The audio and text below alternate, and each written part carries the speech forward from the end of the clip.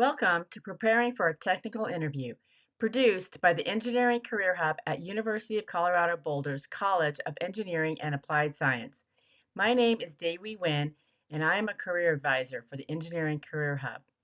This video is a companion to Interviewing 101, which discusses the purpose, types, and preparation strategies for the non-technical aspects of a job interview. This video focuses on how to prepare for the technical portion of an interview. We recommend you also watch Interviewing 101 so you will ace your entire interview. Our mission in the Engineering Career Hub is to prepare our students for meaningful, impactful careers. Our staff is dedicated to supporting this mission by providing effective resources, career advising, and professional experiences in industry and research. Today, we will talk about the purpose and types of technical interviews and how to prepare for each. The technical interview gives you a chance to demonstrate your coding proficiency. It gives the employer a chance to get to know your thought process and see how you perform under pressure. It lets both sides get to know if you're going to be a good fit and to see if you can thrive in this role. There are two possible formats you might encounter in a technical interview: the take-home coding interview or a live in-person interview. This slide summarizes the differences between the two. For the take-home technical interview, you are given a deadline by which to finish the assignment on your own, at your own pace, at a location of your choosing, before submitting your work online.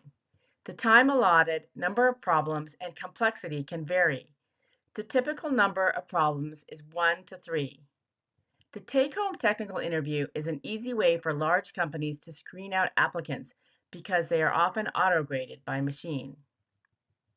A live, in-person technical interview is similar, but differs in a few key ways.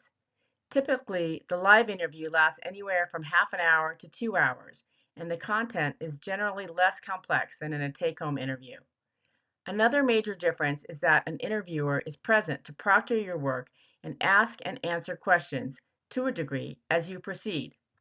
For example, the interviewer may ask you to explain your work or respond to changes in parameters. The interactive nature of the interview, then, more closely simulates a collaborative work environment compared to the take-home format. Because the take-home interview is unproctored, you will have to take more responsibility for asking your recruiter any questions you might have. Also, you may want to document your code more intentionally to clarify your thought process. In both formats, you may be able to choose your desired programming language, so pick a language you're comfortable with. You may also be allowed to use the internet or AI to look up syntax. However, you definitely should not use the internet to look up solutions to problems, as this may be disqualifying. Make sure you follow the acceptable use rules in this regard. There are many strategies to prepare for the non-technical aspects of an interview, such as anticipating common interview questions, supporting your responses with your experiences, and dressing appropriately, and so on. We describe these strategies in more detail in our Interviewing 101 video. This video focuses on the specific ways to prepare for the technical portion of the interview. You can start by researching the company beforehand, not just for basic company information, but for its technical leanings, as some companies might favor certain kinds of coding questions.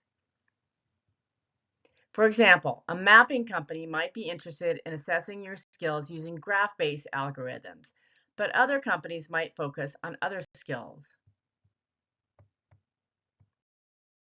So what do you need to know?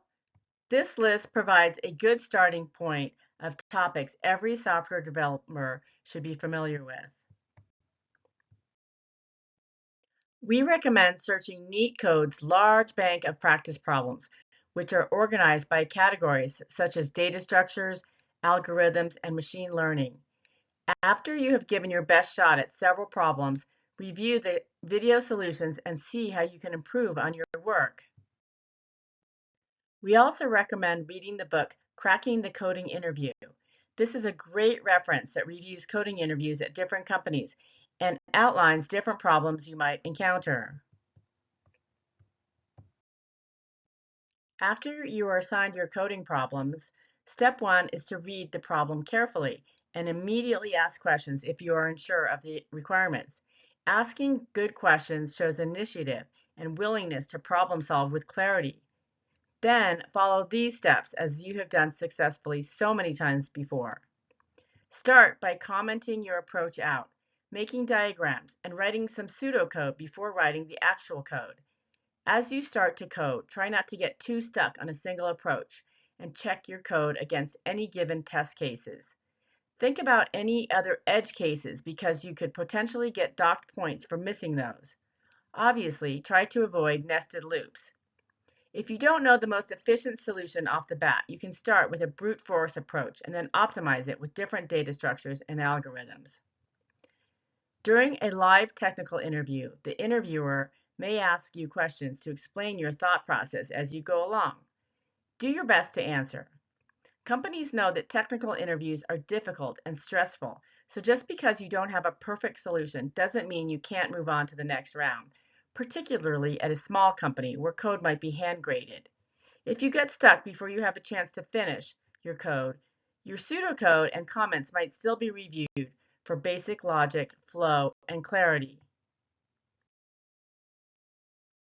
Here are some final tips, particularly for a live technical interview, in which you will likely be assessed on communication, collaboration, in addition to technical skills.